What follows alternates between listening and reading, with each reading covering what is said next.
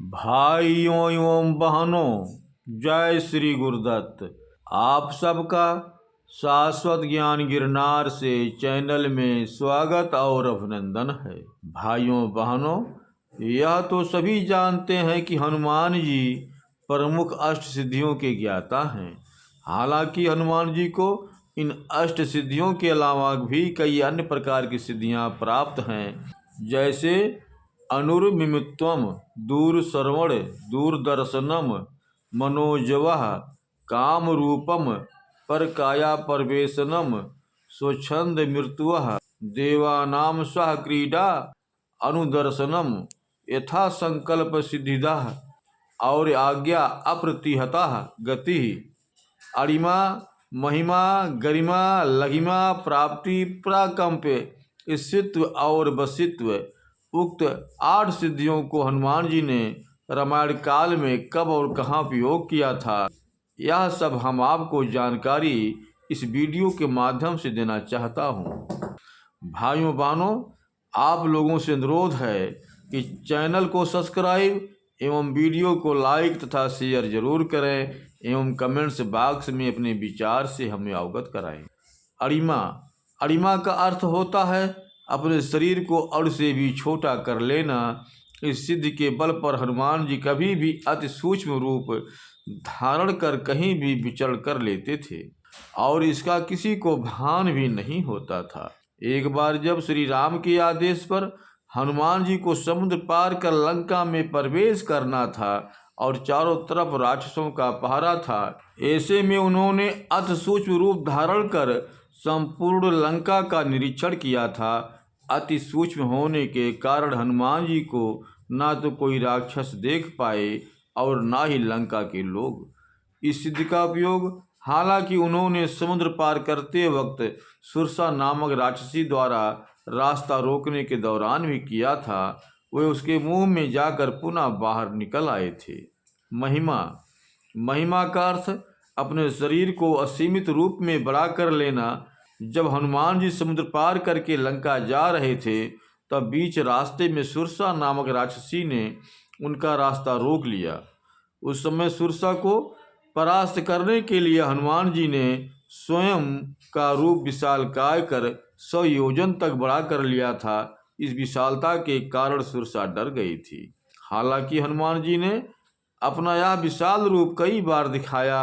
अशोक वाटिका में माता सीता को श्री राम की बानर सेना के शक्तिशाली होने का विश्वास दिलाने के लिए भी उन्होंने इस सिद्धि का प्रयोग करके माता सीता को चमत्कृत कर दिया था।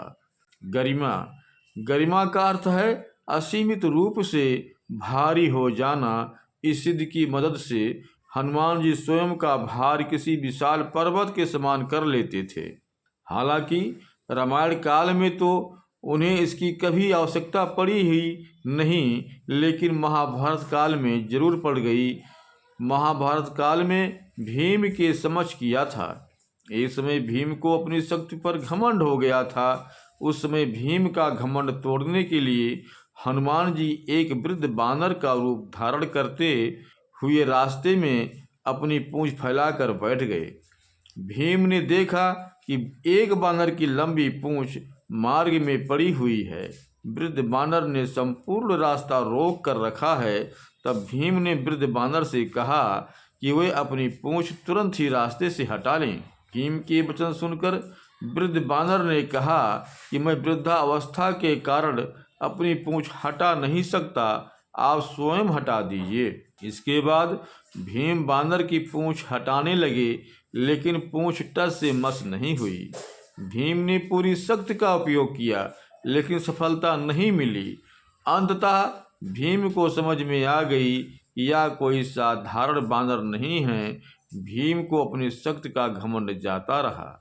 लघिमा, लघिमा का अर्थ है लगभग भार रहित हो जाना। इस सिद्ध से हनुमान जी स्वयं का भार बिल्कुल हल्का कर सकते हैं और पल भर में वे कहीं भी आ जा सकते हैं और भारहीन किसी भी स्थान पर बैठ सकते हैं।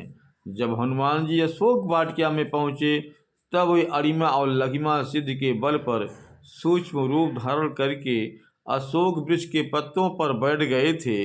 इन पत्तों पर बैठे बैठे ही सीता माता को अपना परिचय दिया था। पांचवा, प्राप्ति।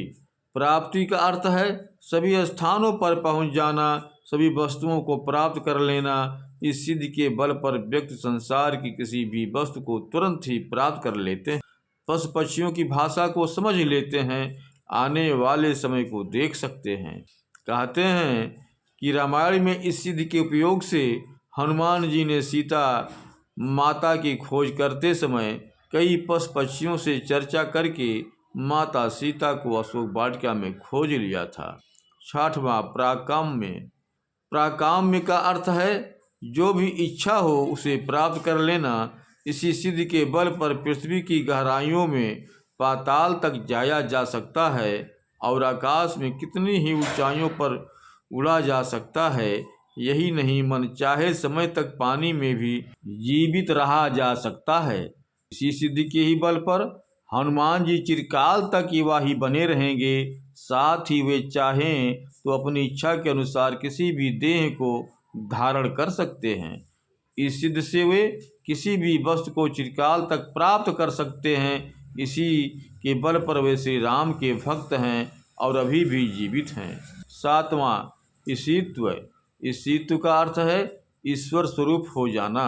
ईशित्व अर्थात ईश्वरीय या दैवीय। इस सिद्धि की मदद से हनुमान जी को दैवी शक्तियाँ प्राप्त हुई हैं। इस सिद्धि से हनुमान जी किसी भी मृत प्राणी को फिर से जीवित कर सकते हैं। इसी सिद्धि के बल पर उन्होंने पूरी बानर सेना का कुशल नेतृत्व कर सभी बानरों पर नियंत्रण रखा था। आठवां, वशीत्व। वशीत्व का अर्थ है सभी को बस में कर लेने की शक्ति। इस सिद्धि के प्रभाव से ही हनुमान जी जितेंद्रिय हैं और मन का नियंत्रण रखते हैं। इसी के कारण वे अतुलित बलधामा हैं। वशीत्व के कारण हनुमान जी किसी भी प्राणी को तुरंत ही अपने बस में कर लेते हैं। हनुमान जी के बस में आने के बाद प्राणी उनकी इच्छा के अनुसार ही कार्य करता है। भाइयों बहनों, अब हम अपने शब्दों को यहीं पर विराम दूंगा। पुनः मिलेंगे अगले वीडियो में। जय श्री गुरुदत्त, जय श्री गुरुदत्त।